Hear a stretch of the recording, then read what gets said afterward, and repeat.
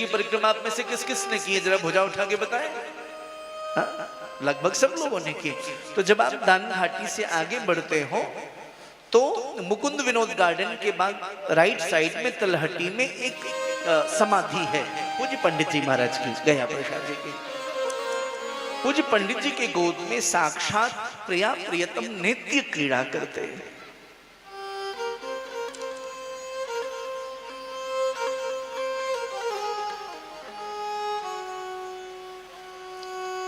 पूज्य पंडित जी नित्य गिरिराज जी की तलहटी में सोहिनी सेवा करते हैं, झाड़ू लगाते हैं। बहुत मीठी कथा बता रहा हूं आपको। नित्य सोहिनी सेवा करते और जब झाड़ू लगाते लगाते वो झाड़ू छोटा हो जाता तो वही गड्ढा करते और गड्ढे में उस झाड़ू को दबा देते। एक दिन किसी ने पूछा, बाबा या सोहनी तुम मिट्टी में कहीं को दबाओ? और इतना ही नहीं सज्जनों, उस सोहिनी को भूमि में दबाने के पश्चात झरा भंडारा करते पूज्य पंडित जी महाराज। सोहिनी सेवा करते और झाड़ू को दबाने के बाद साधु संतों की झरा भंडारा करते। झरा भंडारा समझते हो ना? बिना बुलाए जितने संत पहुंच जाओ सबकी भंडारा, झरा भंडारा करते। तो किसी ने पूछा, पंडित जी इस सोहिनी को आप दबाते हो, झाड़ू ही तो है ये, उसके बाद भंडारा करते हो इसकी नाम की, क्यों? तो पंडित जी बड़ी प्यारी बात कहते, बोले भैया इस भाव समाधि की बात तुम नहीं समझ सकते।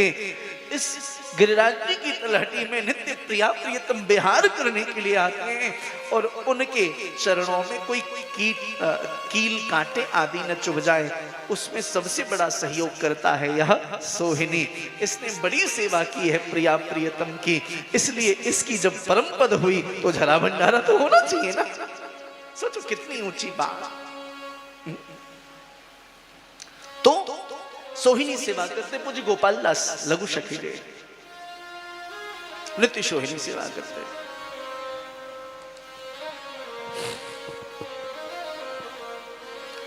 वो बड़ी प्यारी बात कहा करते थे। मैं कई बार वृंदावन से निकलता तो मन में होती कि भाई वृंदावन से कथा के लिए बार बार छोड़ करके जाना पड़ता है, बड़ा अपराध है, ब्रज को तो छोड़ के जाओ ही मत। हमारे प्रेमानंद बाबा कहते हैं ब्रज ते निकलवे को मन करे तो अपने पाँव में तोड़ ले।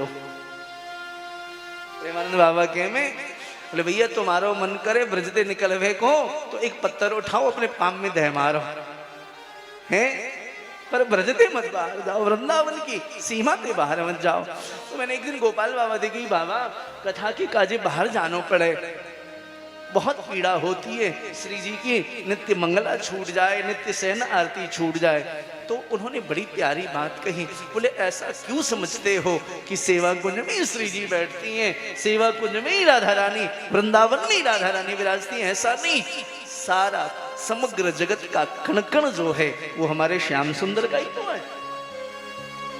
मैंने कहा कैसे? बोले जब आप जाते हो तो कहां से जाते हो? मैंने सड़क मार्ग से जाते हैं।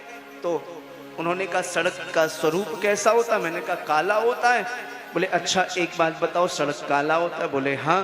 तो फिर उन्होंने कहा आसमान का क्या स्वरूप होता? तो मैंने कहा वो गोरा होता है। हा? आसमान का स्वरूप गोरा होता है।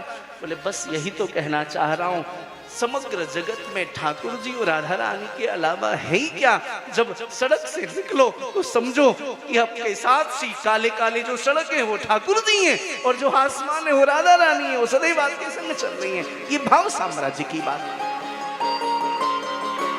तो वरेण्यम सर्वशास्त्रेषु, ब्रह्मा जी बोल उठे भैया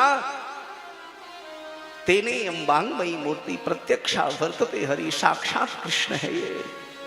चौथा वर्ण है ता माने क्या?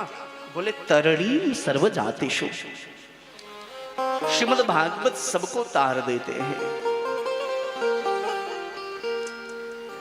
सूर्य जब प्रकट होते हैं, सूर्योदय जब होता है तो सूर्य देव यह नहीं देखते कि हमारी किरणें मंदिर पे जा रही हैं, मस्जिद पे जा रही हैं, शौचालय के छत पे जा रही है, वो नहीं देखती। बोले ठीक इसी प्रकार से जो श्रद्धा भक्ति और विश्वास के साथ श्रीमद् भागवत का आश्रय ले लेता है, श्रीमद् भागवत उसको तार देते हैं। हाँ